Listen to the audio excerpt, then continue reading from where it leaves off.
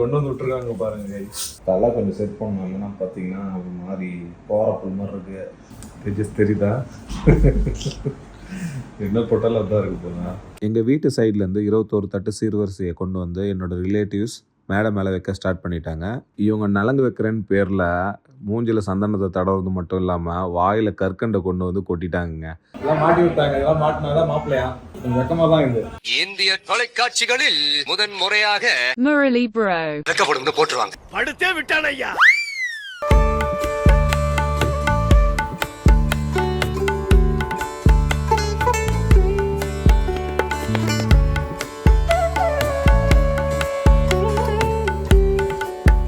So guys, how I am getting ready for my engagement, ஓகேங்களா? So இதுதான் நாங்கள் தங்கிட்டு இருக்க ரூமு. இப்போ நான் இருக்கிற இடம் காரைக்கால், பொண்ணு வந்து இருக்கிற இடம் காரைக்கால். ஸோ அதுக்காக காரைக்கால் வந்திருக்கோம். இங்கே தான் என்கேஜ்மெண்ட் நடக்குது. ஸோ தங்குறதுக்கு வந்து இங்கே வந்து ஒரு 12 ரூம் கொடுத்துருக்காங்க. அதில் ஒரு ரூமில் நான் இருக்கேன், நானும் சுகுமாராக இருக்கோம். ஸோ இதுதான் அந்த ரூமு. நான் ஆல்மோஸ்ட் ரெடி ஆகிட்டேன். மேக்கப் போடுறதுக்கு ஆள் வந்துட்டுருக்காங்க. மேக்கப் போட்டு ரெடியாக போகிறேன். பாருங்கள் ஃபுல்லாக, சரிங்களா? எங்கே கொண்டு வந்து விட்டுருக்காங்க பாருங்க கைஸ்.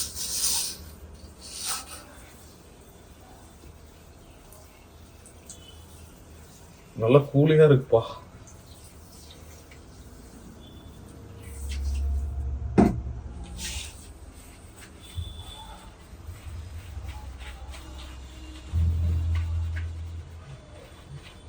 தூக்கம் வருது, அப்படி தூங்கிட போறேன்.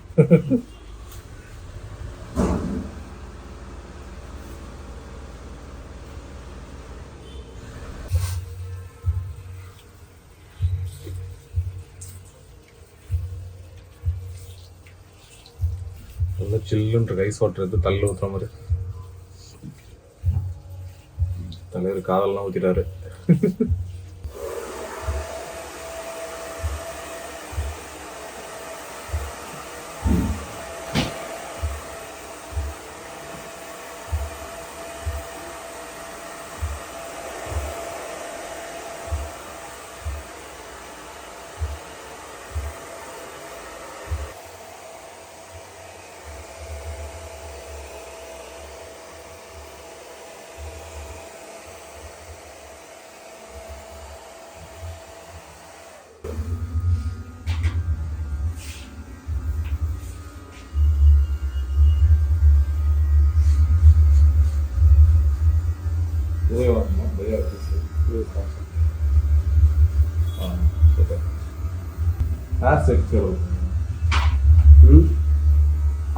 சீரம்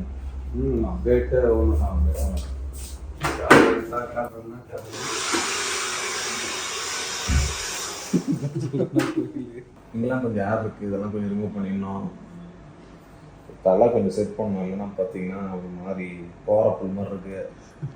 அவங்க எதுனா ஒரு க்ரீம் மாதிரி எதுனா தடவினாங்கன்னா கரெக்டாகிடும். அதுக்கப்புறம் வேறு என்ன, ஆல்மோஸ்ட் ரெடி தான். நம்ம அங்கே போயிட்டு ட்ரெஸ் மாற்ற வேண்டியது தான்.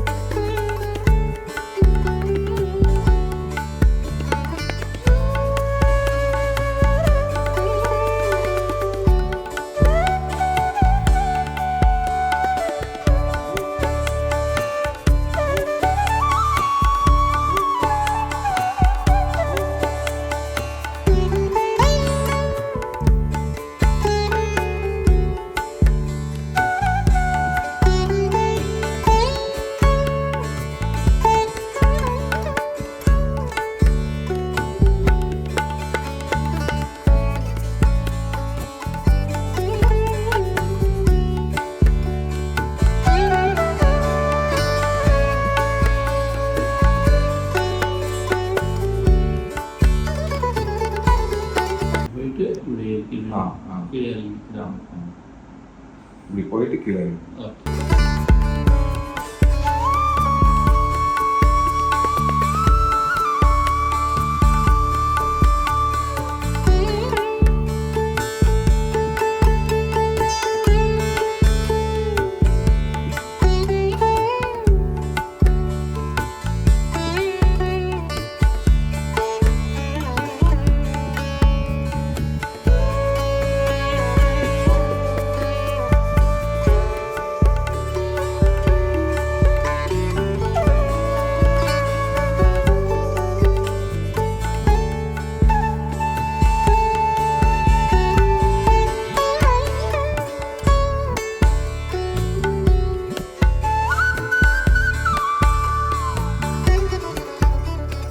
ஹேர் வாஷ்லாம் முடிச்சுட்டு இப்போ மேக்கப் ஸ்டார்ட் பண்ணியாச்சு. மேக்கப்லாம் இப்போ வந்து நான் ரொம்ப நாள் முன்னாடி போட்டது. இப்போ தான் நான் ரீசெண்டாக என்கேஜ்மெண்ட்டுக்காக சரி ஃபேஷியல் பண்ணலான்ட்டு ஒரு 2 டேஸ் முன்னாடி பண்ணேன். இங்கே வந்து ஆல்ரெடி ஒரு எஸ்டாப்ளிஷான ஒரு ஷாப்பில் சொல்லியிருந்தாங்க. அவங்க லாஸ்ட் மினிட்ல அவங்களால வர முடியாமல் போயிடுச்சு. அதனால் நாங்களே வந்து பக்கத்தில் இருக்கிற சலூனில் போய் பண்ண வேண்டியதாக போயிடுச்சு. ஸோ அதனால தான் கொஞ்சம் சேஞ்ச் இன் த பிளான். தெரியுதா? என்ன போட்டாலும் அதான் இருக்கு போதா ஷைனிங் லைட்டா இன்னும் நிறைய போடுவாங்க. இது தாண்டா போட்டு வந்து ஆக்டர்ஸ்லாம் நம்மளை ஏமாத்துறாங்க. ஆமாம், ஆனால் ஃபேஸோட இது போய்டும் நண்பா, பொலிவு போயிடும்.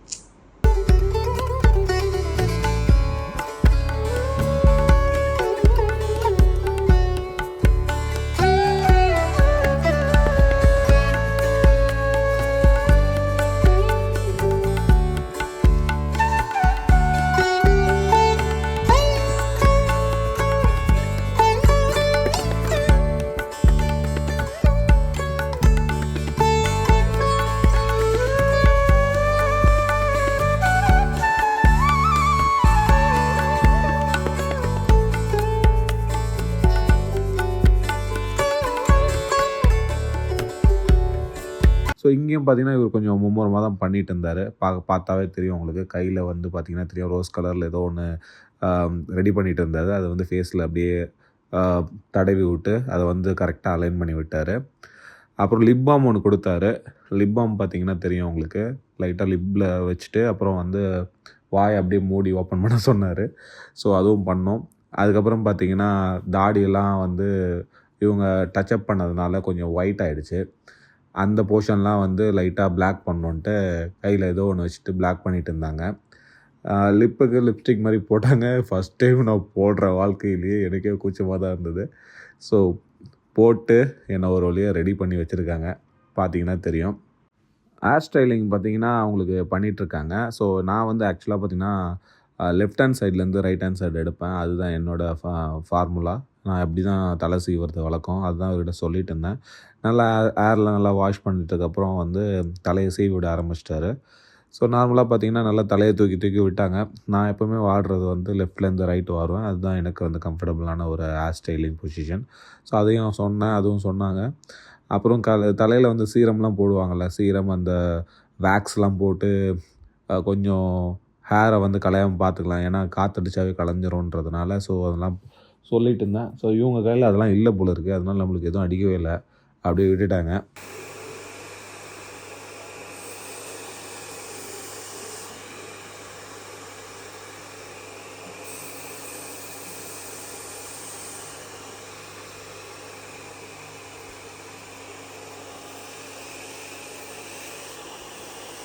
மேக்கப் போட்டு முடித்ததும் காரில் என்னை கூட்டு வந்துட்டாங்க. கூட்டு வந்து மண்டபத்துக்குள்ளே உள்ளே விட்டதும் என்னை கொண்டு போய் மேடையில் விட்டாங்க. நான் ட்ரெஸ்ஸு மாற்றணும்னு நினச்சிட்டு போகலான்னு பார்த்தா, நீ ட்ரெஸ்ஸெல்லாம் மாற்றக்கூடாது, உன் ட்ரெஸ்ஸை வந்து கையில் வச்சு கொடுப்பேன் அப்படின்னு சொல்லி வந்து கையில் வச்சு கொடுத்தாங்க. கொடுத்த உடனே வாங்கிட்டு போயிட்டு ட்ரெஸ்ஸை மாற்றிட்டு வர வேண்டியதாக போயிடுச்சு. இதே தான் பொண்ணுக்கும் பண்ணாங்க.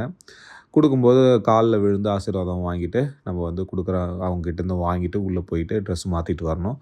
இதுதான் நானும் பண்ணேன், சிந்துவும் பண்ணாங்க. பார்த்தீங்கன்னா உட்காந்துட்டு டேட் குறிச்சிட்ருக்காரு. அதே மாதிரி அந்த பில்லில் என்ட்ரு பண்ணிகிட்ருக்காரு. இந்த பில்லை ரெசிப்ட் எடுத்துகிட்டு போயிட்டு நம்ம வந்து ரிஜிஸ்ட்ரேஷன் ஆஃபீஸில் கொடுத்து நம்ம மேரேஜ்க்கு அப்புறம் ரிஜிஸ்ட்ரேஷன் பண்ணிக்கலாம்.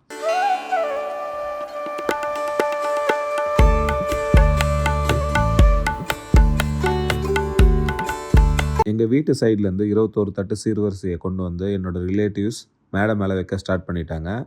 இந்த சைடு பார்த்தீங்கன்னா எங்கள் சித்தப்பாவும் சித்தியும் நிற்கிறாங்க. ஆப்போசிட் சைடில் சிந்துவோட சித்தப்பாவும் சித்தியும் நின்றுட்டுருக்காங்க.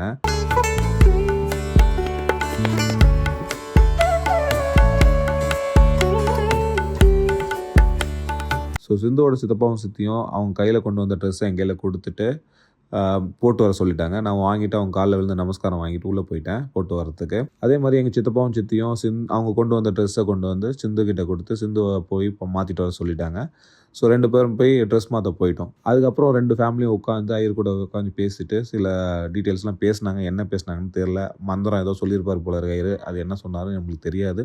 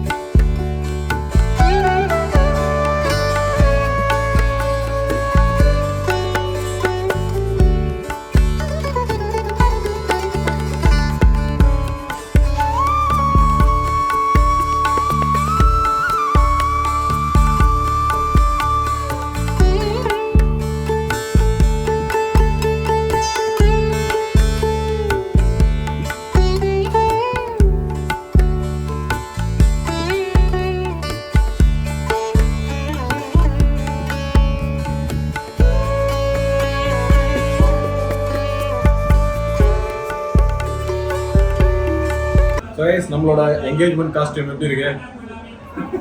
நல்லா ஜீவன் சேட்டு மாதிரி இருக்கா? இதெல்லாம் மாட்டி விட்டாங்க. இதெல்லாம் மாட்டினாதான் மாப்பிள்ளையா? கொஞ்சம் வெக்கமா தான் இது.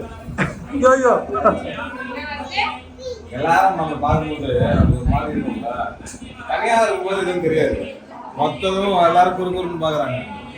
இப்போ இதுக்கப்புறம் ஃப்ரீ ஆயிடும். நான் ஃபர்ஸ்ட் என்ட்ரு ஆகும்போது குறுகுறுன்னு பார்த்தாங்க. யாரா புதுசா நாட்டில இருந்து வந்த மாதிரி சதுரனுள்ள ஆகிட்டு.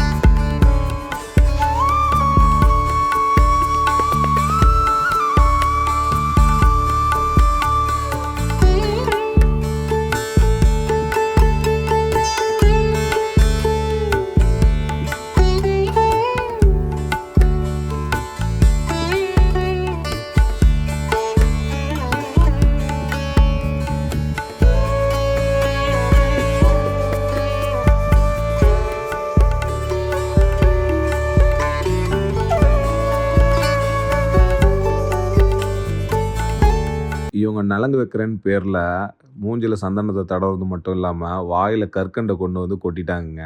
எவ்வளோ சாப்பிட்டோம் தெரில, நிறைய சாப்பிட்டோம். சுகரே இல்லாதவங்களுக்கு கூட சுகர் வர அளவுக்கு இவங்க கொடுத்துட்டாங்க. நலங்கு வைக்கிறதுக்கு வரிசையை பார்த்து மறந்துட்டேன். அவ்வளோ பேர் வந்து வச்சுக்கிட்டே இருக்காங்க. ஸோ இது எண்டிங்கே கிடையாது, அந்த அளவு போயிட்டே இருந்தது. முடித்ததும் எல்லாரும் லஞ்ச் சாப்பிட்டுட்டு ஊருக்கு கிளம்பிட்டோம். ஸோ இந்த என்கேஜ்மெண்ட் எல்லாருக்கும் சிறப்பாகவே அமைஞ்சதுங்க.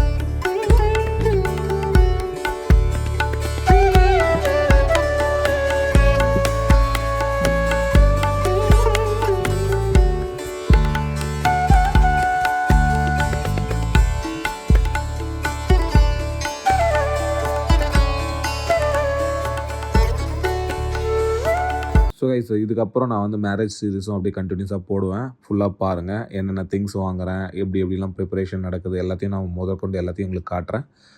பார்த்துட்டு எப்படி இருக்குன்னு சொல்லுங்கள். அது வரைக்கும் பாபா ஃப்ரம் முரளி.